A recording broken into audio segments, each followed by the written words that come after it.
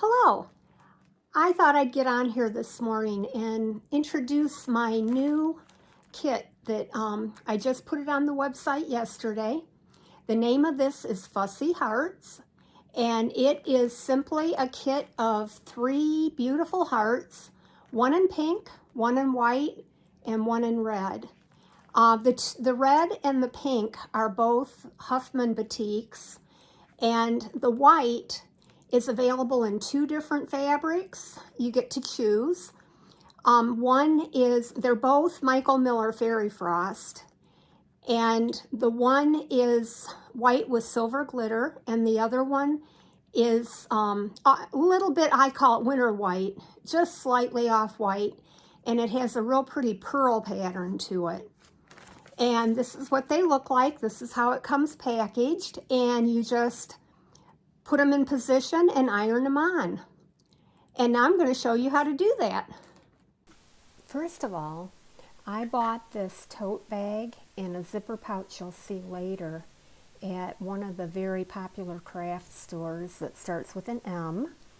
And I paid less than $2 for these tote bags and their canvas. To find the center, I am putting the handles together because the side seams might not actually match up as far as this being the center. But if you're not right in between the 2 sets of handles, or where the handle is inserted, it will look off center. So these are not holes in this applique. They're actually like these spirals, and they're rather thin. And I just kind of left them lay to the side until I got the rest of it put down. And I'm pulling the last little bits of paper off of it and getting it into position.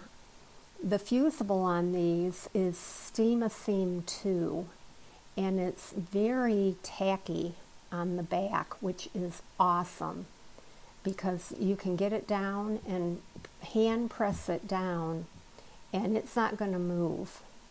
And I will show you that as soon as I see, it won't go anywhere, which is awesome for doing these appliques, especially the big ones that are like jigsaw puzzles with multiple pieces.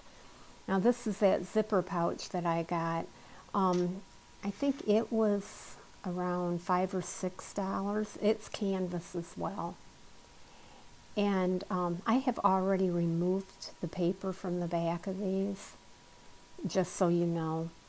I did notice that there were little bits because when I made these for myself, I used some scraps of Steam a Seam just to use them up.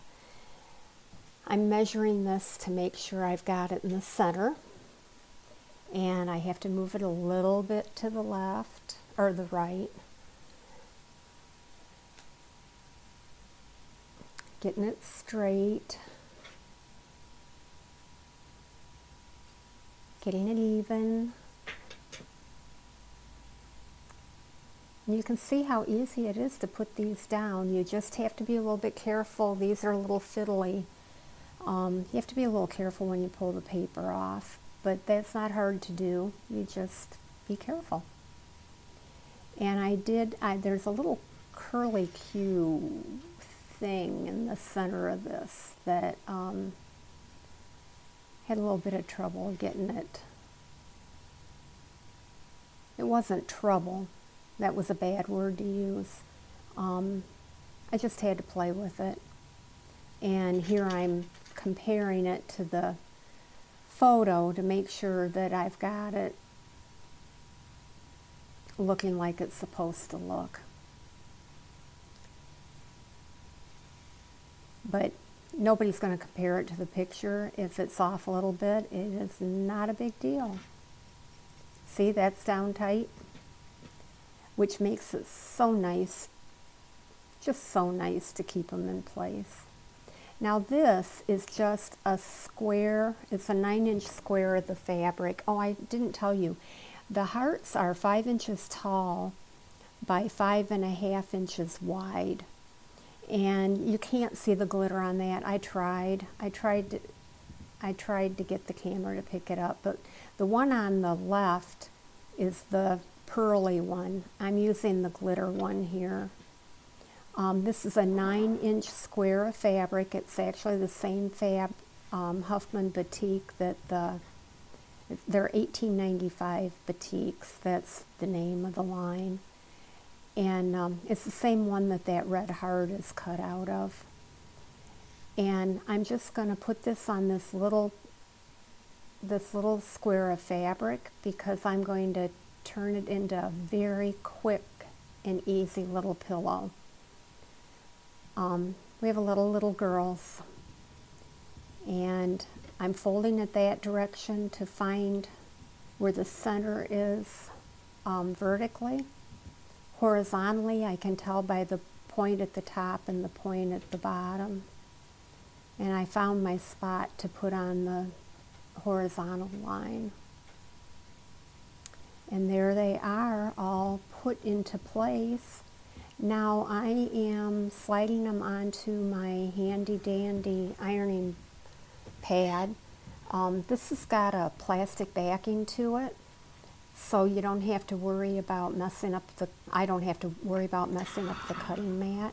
You can do this on your ironing board, not a problem. You can do this on a countertop with a folded towel on it. You have to use steam. It's the seam of steam too, and it requires steam. You use the cotton setting and you hold it down for 15 seconds. And I put a little bit of pressure on it when I'm ironing it down. And that's it. That's it for that one.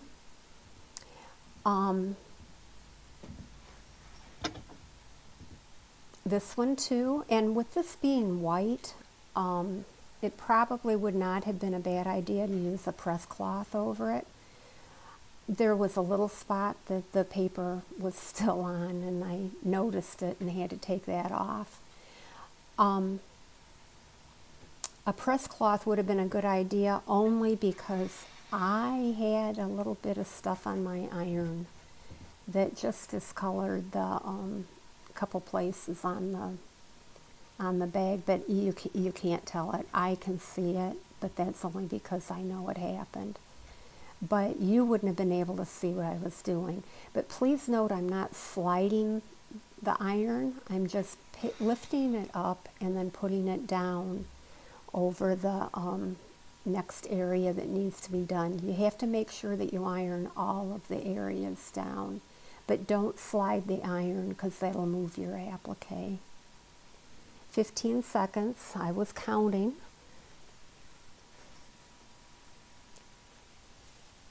And then the tote bag. Now I'm going to warn you, I found out when I ironed this tote bag, it was pretty wrinkly before I started the video. And the steam and the heat really discolor this fabric. But rest assured, once it cooled off, it was fine. But when I lifted the iron, when I was ironing it beforehand, it was like, oh, I hope that's going to come off. And it did. When it cooled off, it just went back to its original color. No problem. And this is all there is to it. That is 3 projects, and I think if I looked real good at the video, that was probably only about 8.5 minutes to do all 3. Thank you for watching.